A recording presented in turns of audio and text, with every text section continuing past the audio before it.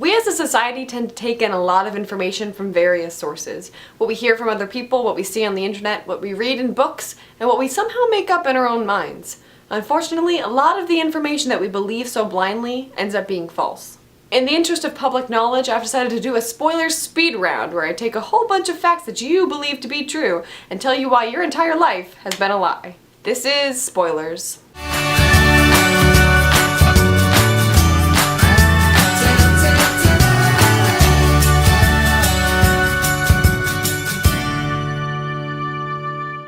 Let's get right into it. Number 1, hair that grows back after shaving is not thicker than before.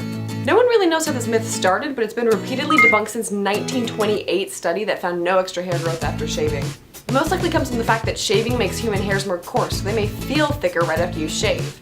But as they grow out, they become more tapered off like a pencil being sharpened. Just think about it. If hair came back thicker, all women's legs would be like a jungle and we'd never have to worry about balding. Now you can go back to shaving without feeling like you're playing a losing game. Number 2, sugar does not lead to hyperactivity in children. Now we've all been through that parental decrease of sugar because our parents are afraid we're gonna bounce off the walls, but the link between sugar and hyperactivity in children isn't actually a valid one. The belief actually stems from a 1970s fad called the Feingold diet, based on allergist Dr. Benjamin Feingold, who stated that any non-natural additives should be limited in a child's diet. Sugar wasn't explicitly stated in the group of additives, but it was grouped in anyway, and thus the myth began. In a 1994 double-blind study, one in which neither the participants nor the researchers know which subjects get which treatment, 23 children labeled sugar sensitive by their parents and 25 labeled as normal were placed on a different diet for 3 3-week periods, one of which was high in sucrose. The researchers looked at a number of cognitive variables like mood, prevalence of mental disorders, focus in the classroom, and multiple abilities tests like card sorting, and found no difference between those labeled sugar sensitive and those labeled normal. Furthermore, another study split mothers and primary school-aged boys into 2 groups, where one group's mothers were told that their child received a diet high in sugar, and the other was told that their child received a placebo diet. In actuality, both received the placebo diet. Yet the first group's mothers still reported that their children were more hyperactive. Of course, sugar is still linked to obesity and diabetes, so this is not evidence to allow your kids to gorge themselves on sugar. But the next time you try to blame your kids' hyperactivity on cake, just remember that kids are almost always energetic. Number 3, you can touch a baby bird if it falls from its nest. Don't we all remember the time as a kid when we saw a suffering little baby bird on the ground and wanted to lift him back to its nest, but our parents quickly cautioned us not to touch the bird, for its mother might abandon it? Yeah, well, this is completely false. Birds have an innate need to care for their young, just like humans do, so the touch of a human is not going to drive them away from their children. According to former president of the American Ornithologists Union, Frank B. Gill, if a bird's nest is disturbed by a potential predator during the nesting or egg-laying stage, there's a possibility that it will desert and re-nest. However, once the young are hatched and feeding, their parents are by and large pretty tenacious. Furthermore, a bird's sense of smell is really not good enough to be driven away by the oils on human hands. As a warning, this doesn't mean you should go around and pick up every bird you see. Most of their parents are nearby, so let them do their job. Number 4, goldfish have fairly long memories.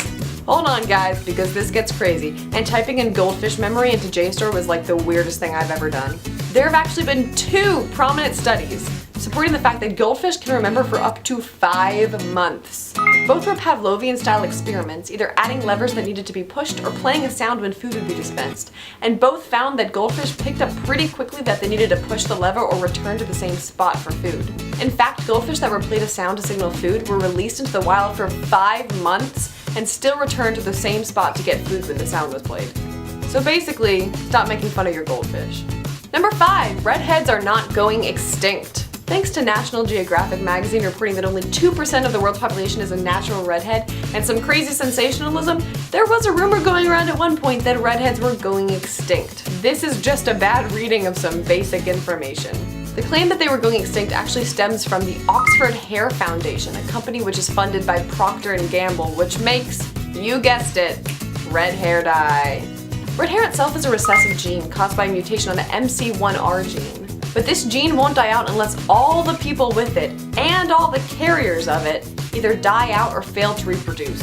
And most likely that's not gonna happen. So though red hair will continue to be rare, we will always have our lovely gingers. Number 6, black holes do not vacuum everything in sight. There is a major misunderstanding of black holes in our society, so let's get sciencey.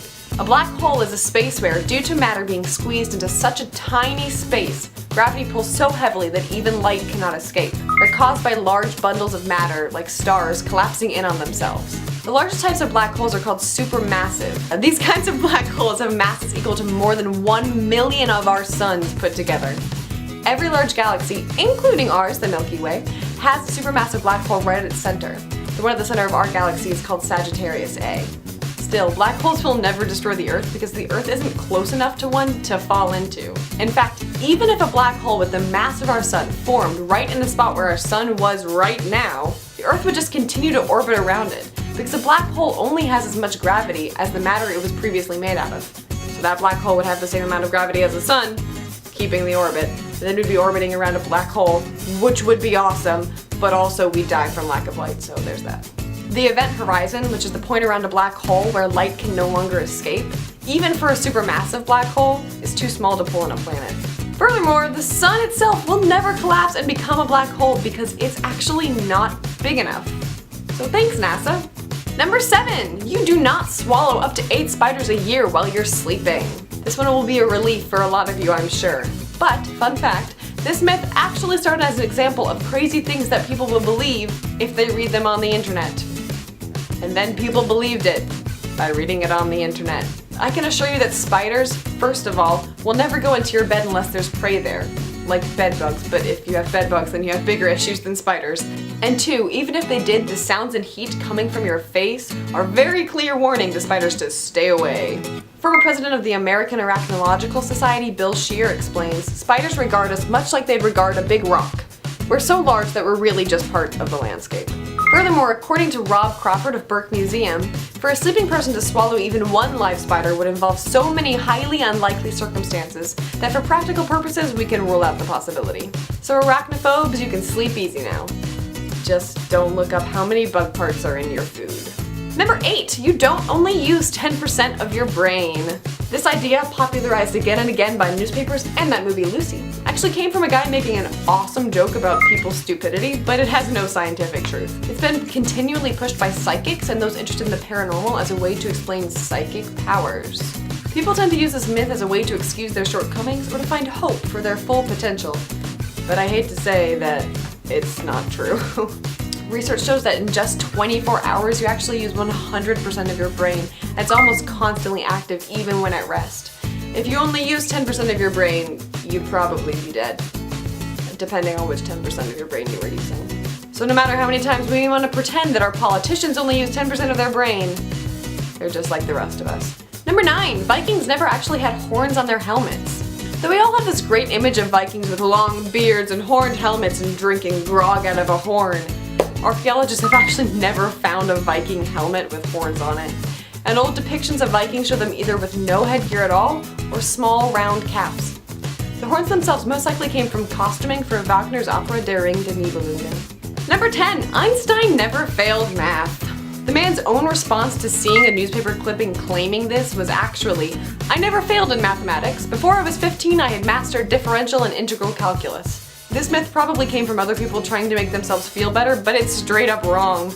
The other origin of this myth might be that in Einstein's last year of high school, the grading system switched so that a 6 before the lowest grade was now the highest grade, and a 1 before the highest grade was now the lowest grade. So someone looking at his records after that year would have seen a lot of 1s and assumed failure, when actually there were a lot of successes. Number 11, someone does not have to be missing for more than 24 or 48 hours for you to file a missing persons report. This idea was publicized by cop television shows and movies, but there are actually no police bureaus that adhere to these rules. According to a former sergeant for the NYPD, the number 1 biggest problem is that family members wait too long to report a missing persons case. You lose valuable time during those 24 hours. In fact, you should report someone is missing as soon as possible. The U.S.'s Office of Juvenile Justice and Delinquency Prevention says that the first 48 hours following the disappearance of a child are the most critical in terms of finding and returning that child safely home. So there you go. Now you can go out into the world and share the new knowledge you have and try to get rid of some of the ignorance we have. Some of it. Maybe. A little bit. Just try not to believe everything you hear.